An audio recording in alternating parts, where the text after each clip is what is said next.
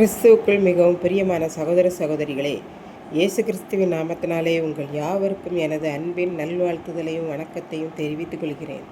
இன்றைய பகலின் குளிர்ச்சியான நாளின் தியான வசனம் லூக்கா எழுதின சுவிசேஷம் 18ஆம் அதிகாரம் 14ஆம் வசனம். தன்னை உயர்த்துகிறவன் எவனும் தாழ்த்தப்படுவான், தன்னை தாழ்த்துகிறவன் உயர்த்தப்படுவான் என்றார். இயேசு சீடர்களுக்கு நிறைய உவமைகளை அவ்வப்போது கூறுகிறார். மக்கள் தன்னையே நீதிமான் என்று நினைத்து கொண்டு மற்றவர்களை அற்பமாக எண்ணுகிறார்கள். அது தவறு என்பதை சுட்டி காட்டும்படியாக ஒரு உவமையை கூறுகிறார். ஜெபம் பண்ணும்படி 2 பேர் தேவாலயத்துக்கு செல்லுகிறார்கள். ஒருவன் பரிசேயன், மற்றொருவன் ஆயக்காரன். பரிசேயன் என்றால் யூத மத தலைவன், சடங்காச்சாரங்களை சரியாக கை கொள்ளுகிறவன். அவர்கள் எல்லாரும் தாங்கள் செய்கிறது தான் சரி, தாங்கள் கை கொள்ளுகிற சடங்காச்சாரமே பரலோகத்துக்கு கொண்டு போய் விடும் என்று நினைக்கிறவர்கள். அதனாலே பரிசேயன் தேவாலயத்துக்கு உள்ளே நின்று சொல்லுகிறான், ஆண்டவரே, நான் ஒரு பரிகாரர், அதாவது அநியாயமாய் பணம் பறிப்பவன் அல்ல. நான் யாருக்கும் அநியாயம் செய்ய மாட்டேன், நியாயம் மட்டுமே செய்வேன். நான் விபச்சாரம் வேசித்தனம் பண்ணாத பரிசுத்தவான். ஆகவே இப்படிப்பட்ட மனிதர்களைப் போல நான் இருக்கவில்லை. ஆகவே அதற்காக உமக்கு நன்றி. ஆலயத்துக்கு வெளியே நிற்கிறானே இந்த ஆயக்காரன், இவன் அநியாயமாய் மக்களிடம் வரி வசூலிப்பான். அதனால் இவனைப் போல நான் பாவமெல்லாம் செய்யவில்லை ஆண்டவரே.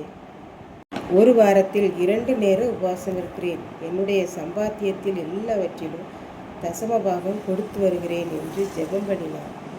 ஆனால் ஆயக்காரன் ஆலயத்திற்குள்ளே போகக்கூட மனமில்லாமல் தூரத்திலே நின்று, தேவனே, நான் அநியாயமாய் வரி வசூலித்திருக்கிறேன், இனி அப்படி செய்ய மாட்டேன், என்மேல் உம்முடைய கிருபையை பொழிந்தருளும் என்று ஜெபம் பண்ணினார். இயேசு சீசர்களிடம் சொன்னார், அவனல்ல, இந்த ஆயக்காரனே நீதிமானாக்கப்பட்டு தன் வீட்டிற்கு போனான்.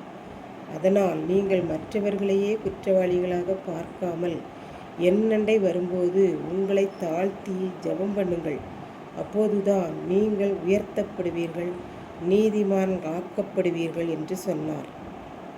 இப்படித்தான் ஒரு ஊழியர் ஒரு கூட்டத்தில் தனது சாட்சியை மக்களிடம் பகிர்ந்து கொண்டார். நான் பிறப்பிலிருந்து மிகவும் கஷ்டப்பட்டவன்.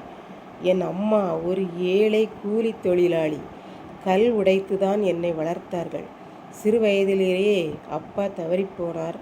நான் அப்பா முகத்தை பார்த்ததே இல்லை.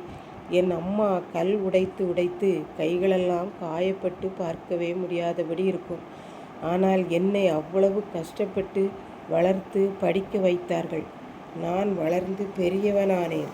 நான் கிறிஸ்தவ பாடசாலையில், கிறிஸ்தவ கல்லூரியில் படித்ததால் இயேசு என்றால் யார், அவர் எதற்காக உலகத்திற்கு வந்தார் என்றெல்லாம் நான் கேள்விப்பட்டிருக்கிறேன்.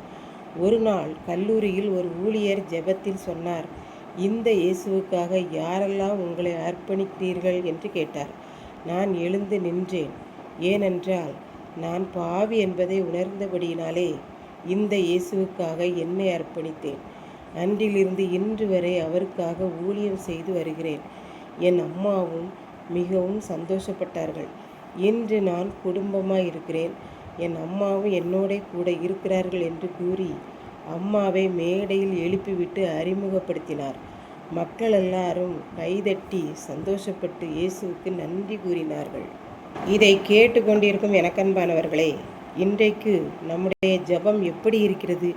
இந்த ஊழியர் எல்லா மக்கள் மத்தியிலும் தன்னை தாழ்த்தினார். தாழ்மை நேர்ந்து நான் உயர்த்தப்பட்டேன் என்றார். நம் இயேசுவும் இதைத்தான் எதிர்பார்க்கிறார். நீ உன்னை பாவி என்றும் நான் குறை உள்ளவன் என்பதை ஒத்துக்கொள் என்கிறார்.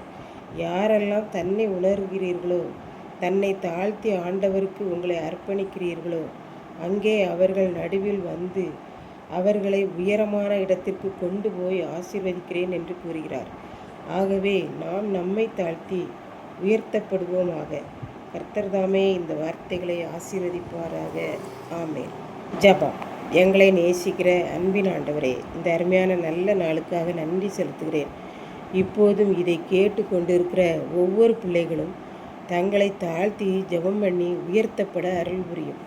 இயேசு கிறிஸ்துவின் மூலம் வேண்டிக் கொள்கிறேன் பிதாவே. ஆமென்.